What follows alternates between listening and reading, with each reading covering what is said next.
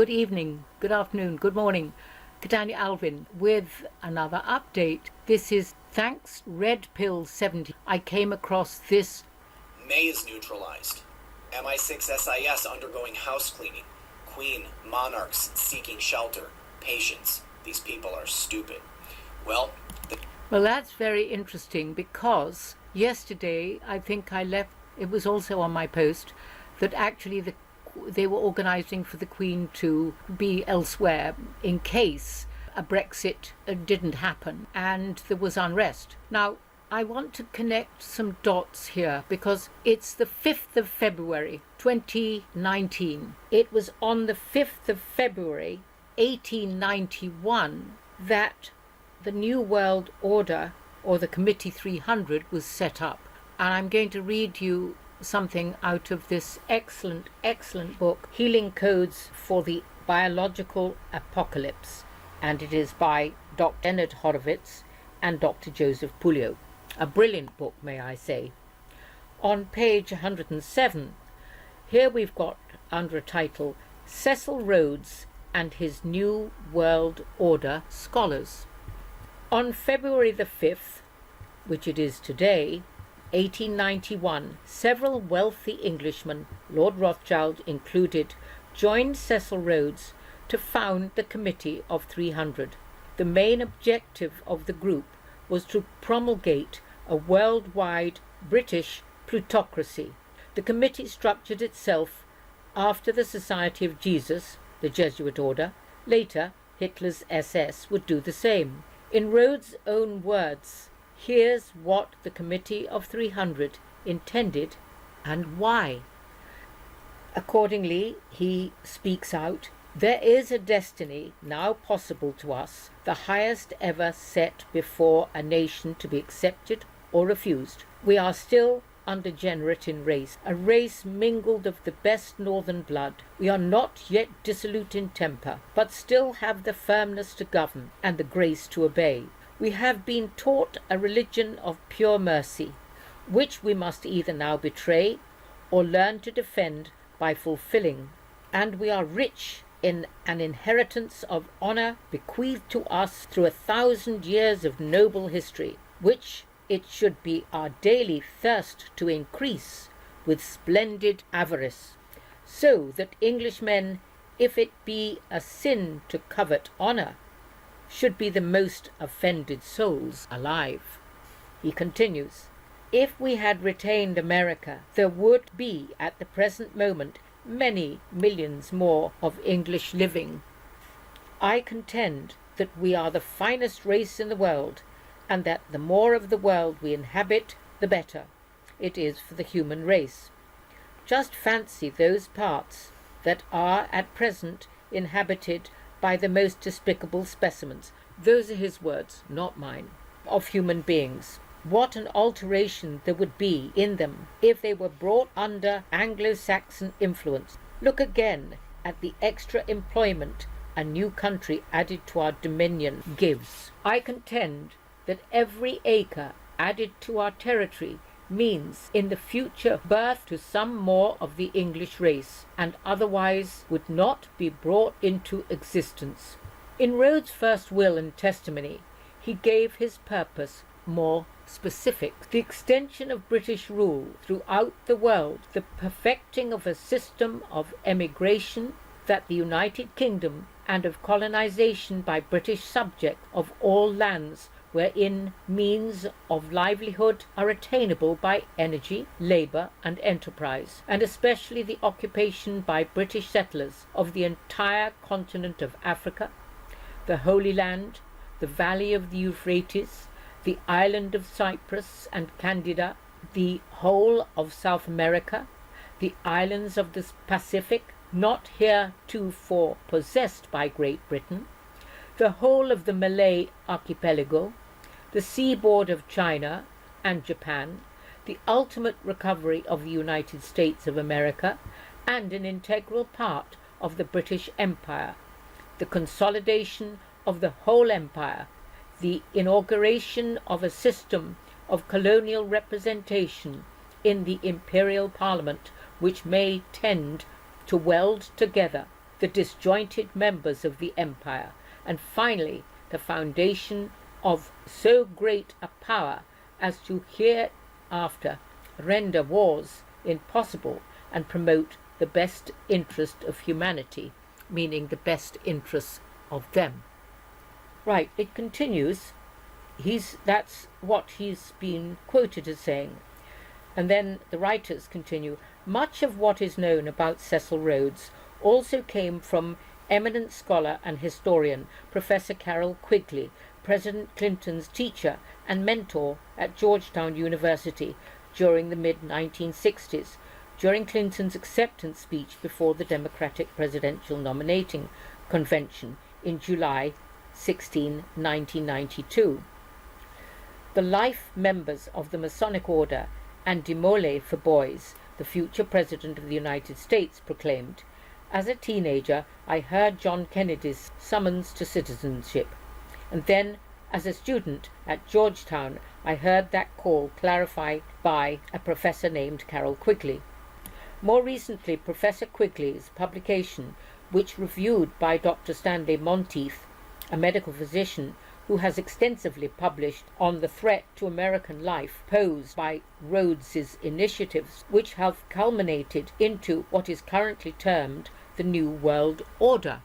Dr. Monteith pointed out that the Rhodes scholars, as most American presidents, including Clinton, have been since Rhodes died and left his vast diamond and gold mining fortune to his plutocratic cause, were part of the British imperialistic plot in the Anglo-American establishment. Quigley, obviously a book, Quigley's revelations proved a sense of continuity between the Freemasonry practice of forming secret societies, including the Skull and Bones, and the grooming of American presidents and foreign policies.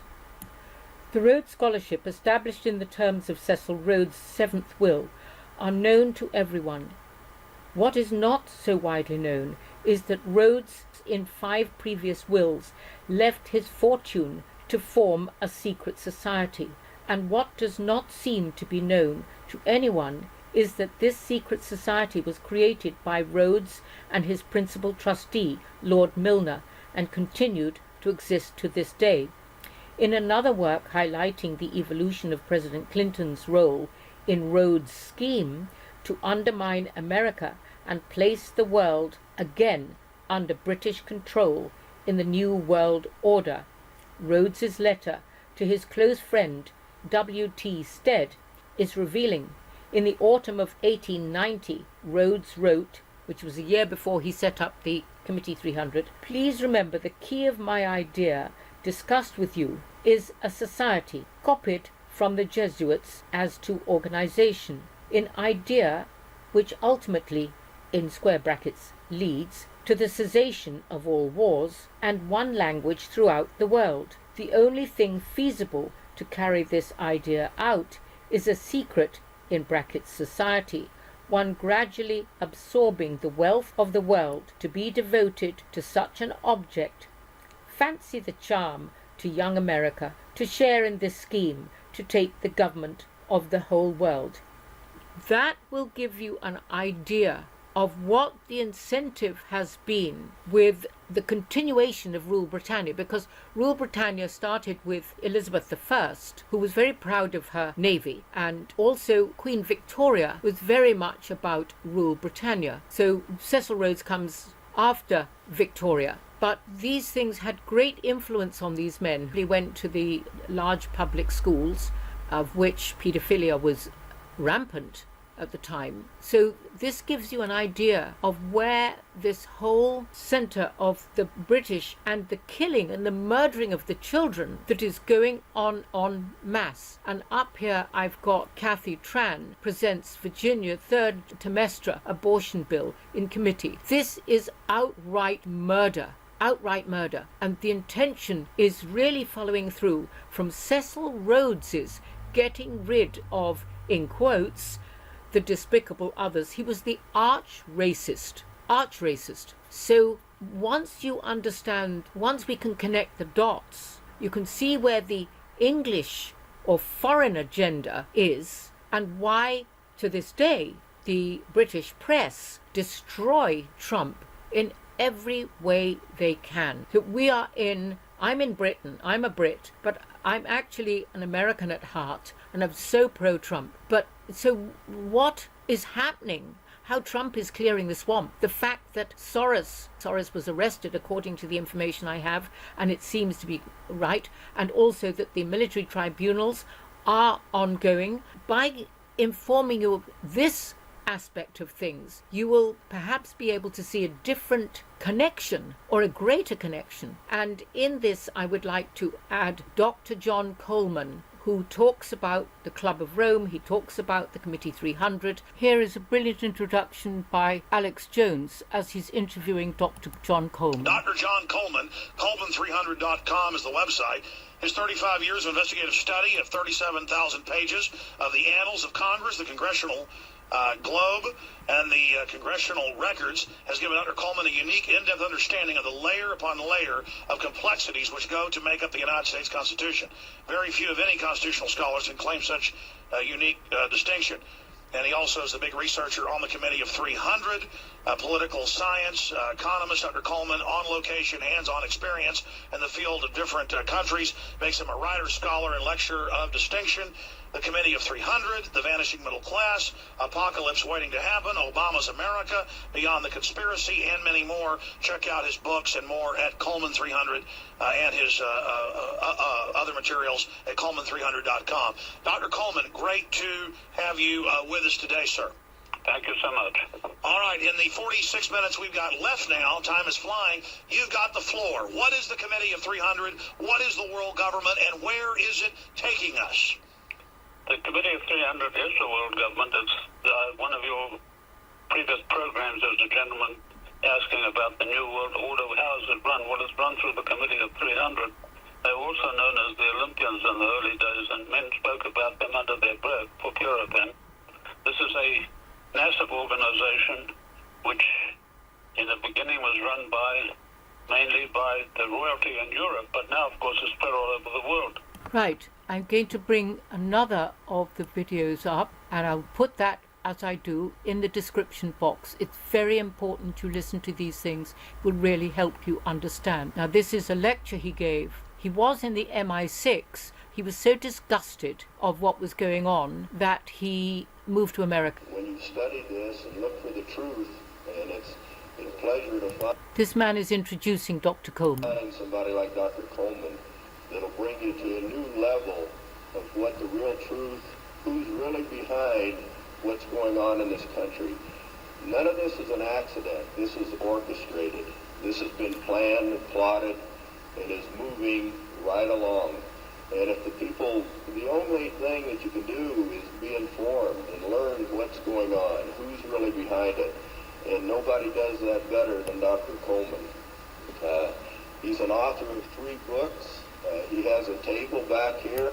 I recommend that you look through his material. It'll bring you to a new level of information as to what's going on in the country as well as the world. Let's give a big hand to him, and we appreciate it. Ladies and gentlemen, I bring you a message of hope, not fear. A message that I hope will galvanize us all into much needed action. The problem is quite simple. Anarchy and chaos prevails in Washington, D.C. because the federal government has seized powers to which it is not entitled to and is passing masses of laws that are 100% unconstitutional.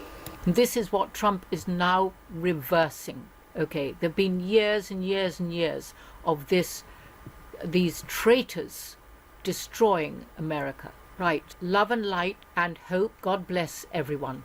This is Catania Alvin. Oh, and let me just say thank you to all the new subscribers. I think in one day I had 2,000 subscribers, something like that. It was quite enormous.